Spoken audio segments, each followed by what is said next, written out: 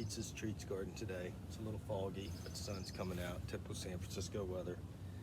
Today we're going to talk about a propagation station, or I used to call it a cloning machine.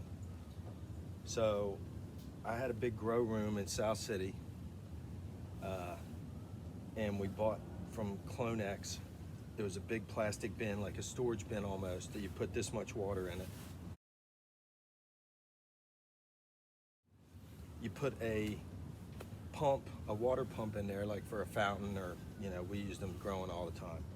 And on top it was this like rectangular piece that would just pump water through, but at the top was little like squirter heads, or sprinkler heads.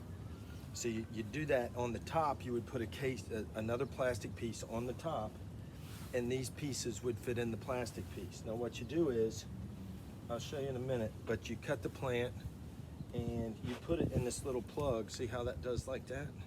So you can put a plant in here and put it on top, and it's spraying the bottom with water, and it makes roots. I mean, when we had, like, roots would be like a foot long. They'd all be growing together, because we had one that made 72. It would hold 72 of these pucks. Worked great, especially with cannabis. I mean, it was almost 100% success rate.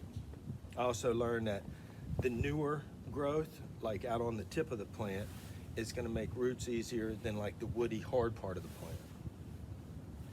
And so here was a plant that I did, and I haven't been really looking at it, and it's been facing me that way, so I'm like, oh, it's dead. But then the other day I came and looked. Wow, look, there's green on there. So that's what it looks like when it works. See how those roots are coming out? So this was actually, let me see here.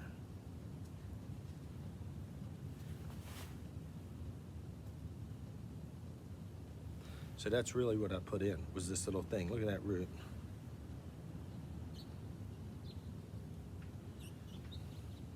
This one's doing even better, and it's thriving. Like, look, it's growing now. It's got roots coming out.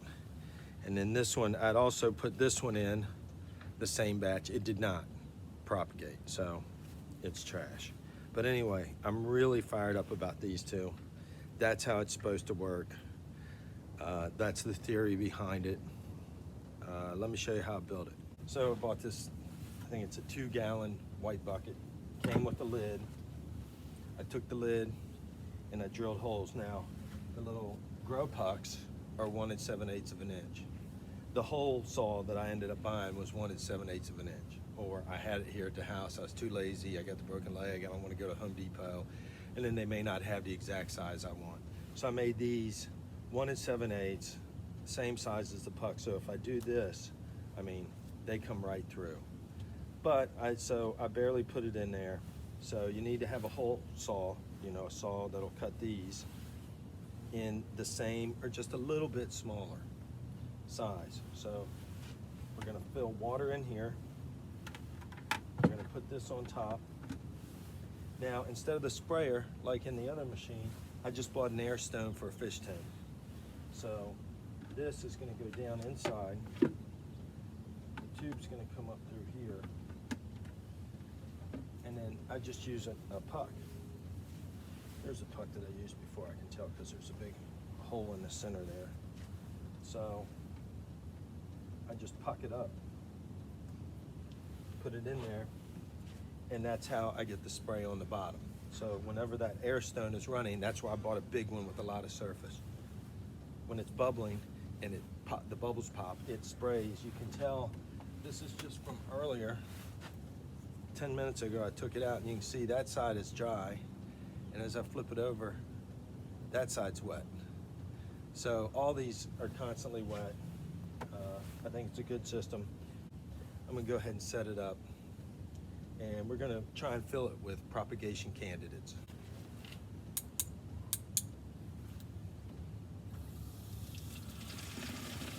So I filled it with water to about there. I want it to be close enough that the air bubbles, when they pop, moisten the stem hanging down, but I don't want the stem hanging in the water. So we need to put some sort of nutrient in the water that will boost it along.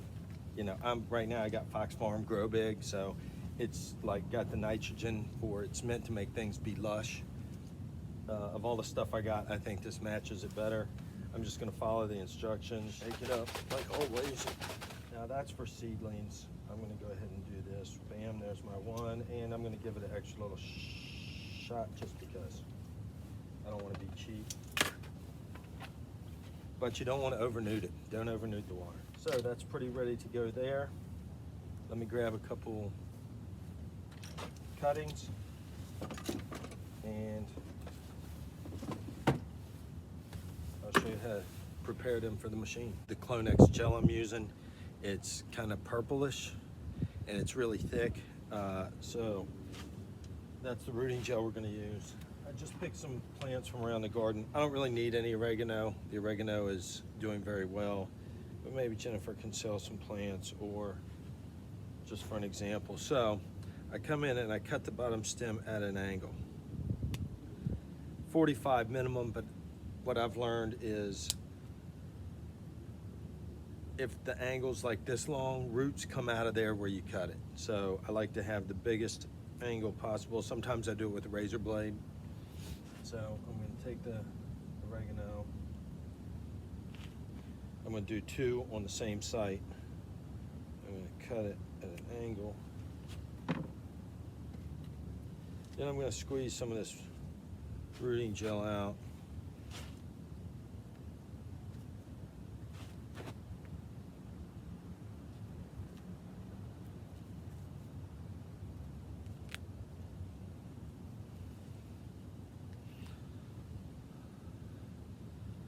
And then I'm just going to rub this all over it. This stuff is kind of thick. The landlord's been doing some research on natural rooting hormone. He's trying to do aloe vera, the meaty part of the plant that you put on when you get a burn. He's trying that as a rooting compound. He's found about cinnamon. My buddy Luke, longtime grower, he's a Parks and Recs gardener now. He was saying you can grind up willow branches. So you don't have to buy this, you could do your own thing. But I like put a nice coat of that stuff on there.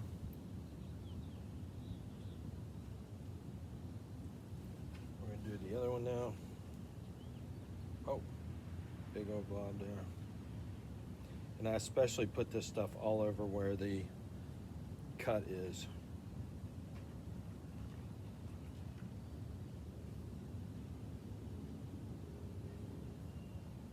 Okay. Open this up. And we'll put one here. And we'll put one here.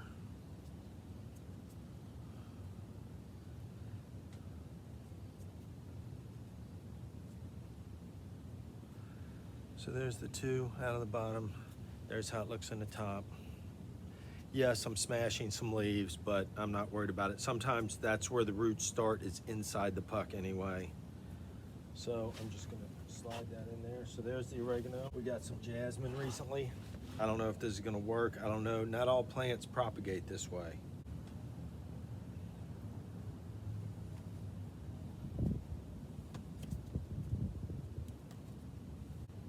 This is from a salvia tree. The blue one, we call them king plant. We have a lot of salvia here. The hummingbirds love it. This is a plant that I broke and it was getting ready to flower, and I've been running it in the cloning machine. These are fibers.